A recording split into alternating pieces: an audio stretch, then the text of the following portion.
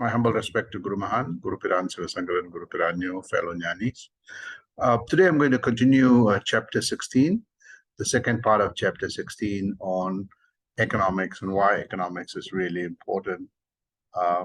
And here we're going to cover, in the last time, we covered the different economic systems, nomadic, barter systems, specialization.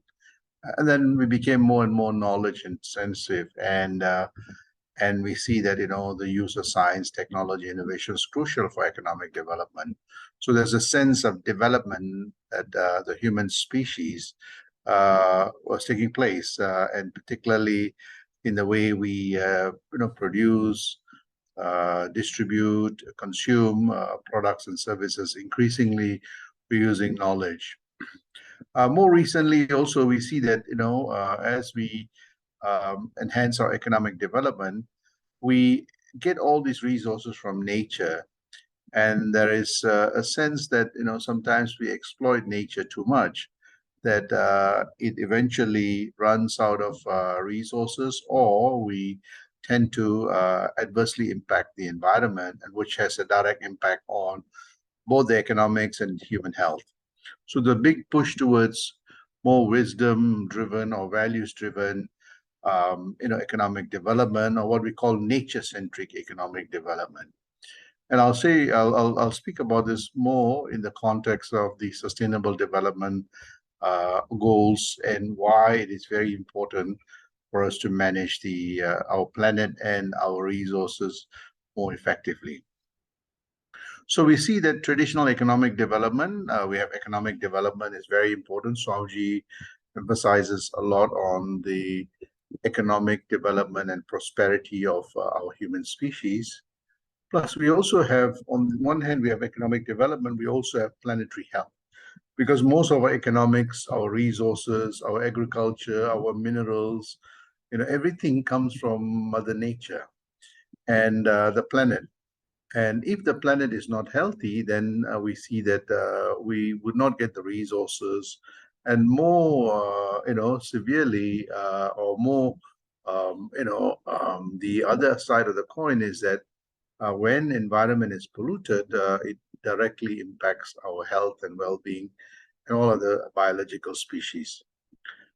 But what we see here is traditional economic development tends to exploit nature. And there's a trade-off between economic development and planetary health. And this diagram actually shows this. And Swamiji also alludes to this in his chapter. So he always says that, we have to use productive methods and measures to harness the resources in a sustainable way. What's happening now is that we have a trade-off, and we see that we are, as a species, moving up the economic value chain. We're becoming more prosperous. Most people, we have elevated, large segments of the population from poverty, but at the expense of the planet. We have agriculture, fishery, extraction of minerals that have actually had a major adverse impact on society, even though our economies and people's wealth are going up. And this chart shows that we are moving up the wrong value chain or wrong curve. We are moving up, economic development is improving, but our planetary health has gone down. And so what are the ramifications of this type of development? And we see that, we clearly see that what we have done, we have used a lot of hydrocarbon. Haze is a big problem. We dump a lot of industrial waste and sewage into our rivers and into our oceans. We use a lot of plastics, and we see that, we dump plastics everywhere. It ends up in the water, the waters that we drink, the environment, and slowly we are starting to see microplastics emerge in our bloodstream, in children that are still in mother's womb, and so on. So this has major health effects.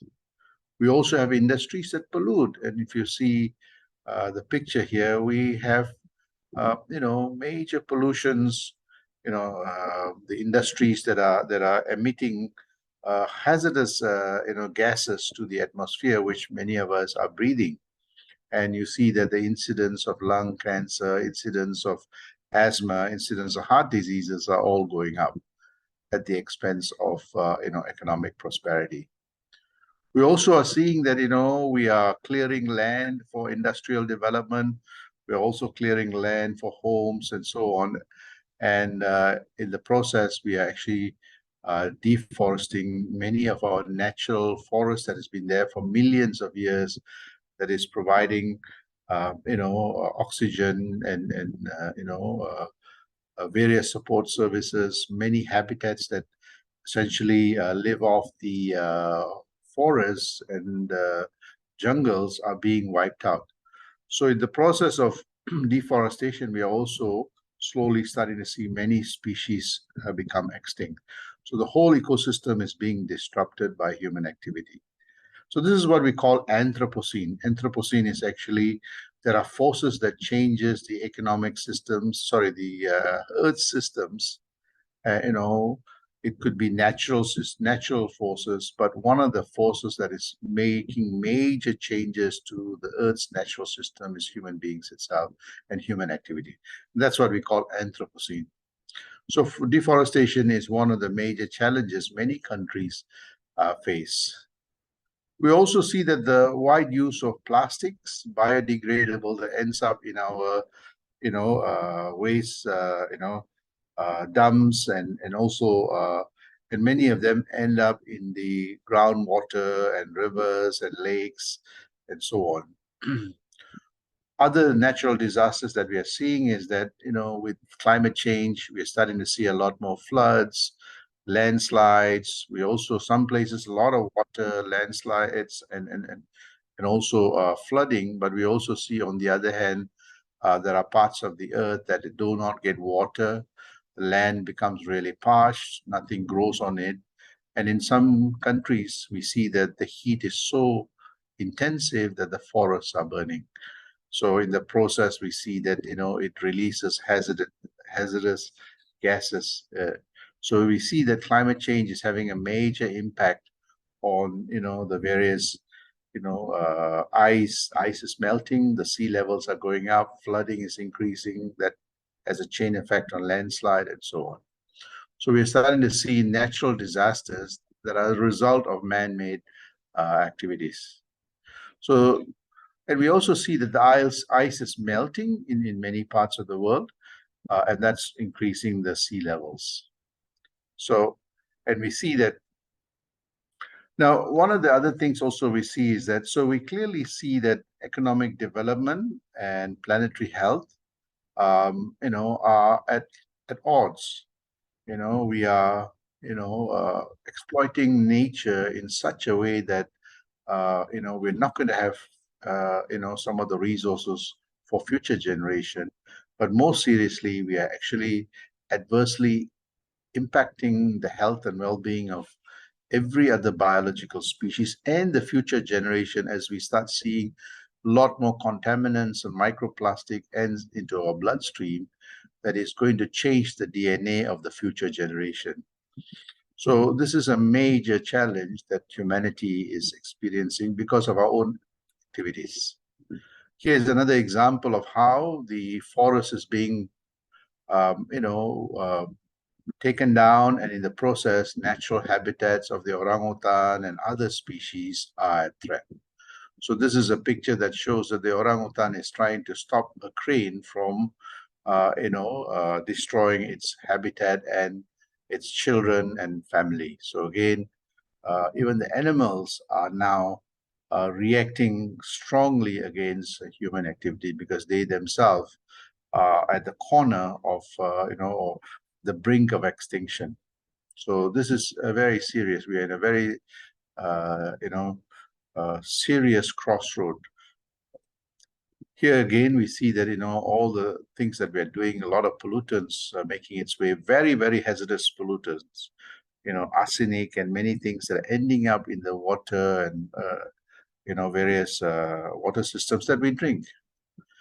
Here again, we see that, animals in or fish and other species are ingesting plastics.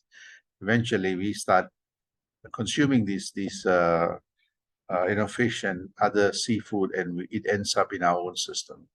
So again, we see that what we do to nature, nature is starting to, react. Here's another example that shows that with changes in climate and also with human beings encroaching the natural habitat, the jungles and the forests, we are coming into contact with animals that have, viruses that their immune system can manage. But these viruses are now, as we come in contact with these animals, and other domestic animals come in contact, these viruses are now jumping from one animal to the other. And we are starting to see the emergence of zoonotic diseases, which eventually jumps into the human beings as we come into contact with these animals. So we see that, HIV, Ebola, SARS, COVID, more recently COVID, is a classic example of, millions of people died, and another hundreds of millions of people were sick. We're starting to see, rabies and avian flu and Nipah and a whole range of, viruses that are jumping species because we are encroaching into their habitats. Naturally, they are going to encroach into our habitat. And if they encroach into our habitat and we don't have the immunity, we are going to get sick and many will perish. So again, human activity is bringing deadly diseases that has got major impact on our own health and well-being. So COVID is an example which I highlighted, which is years of us encroaching into other animals and other species and biological species habitats. And here we saw the deaths that went into millions of people dying. It's very premature death. So how do we achieve sustainable development? So we see that while economically we have progressed, we see that we have been a major force in transforming Earth's systems that has had major ramifications and adverse impact to human life and all other biological species. So how do we achieve sustainable development? How do we develop in such a way that we incorporate the health of the planet and the environment in all our development? And this is what Swamiji speaks about. We have to be consistent and aligned to nature if we want to, thrive as a species. If we go against nature, it is going to react and it's going to have an adverse impact on our quality of life. Sandosham.